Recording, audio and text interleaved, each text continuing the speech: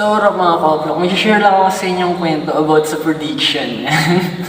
Ang kulit prediction. Ito story to way back sa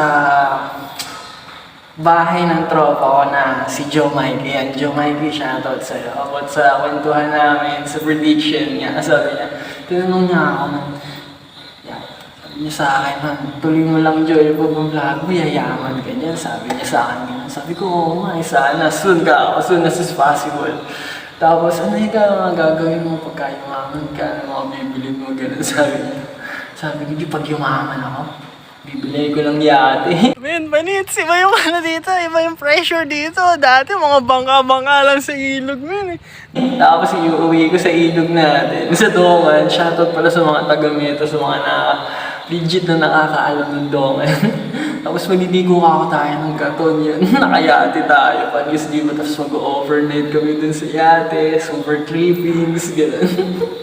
Bakit ko sinishare sa inyo to? Alam niyo ba yun, kung napanood niyo yung video ni Master Kong TV, shoutout pala kay Master Kong TV at saka sa Team Bayaman. Baka mali mo, di ba? Soon, di ba? Nakasama natin sila OG Cute and Kong TV. Panits!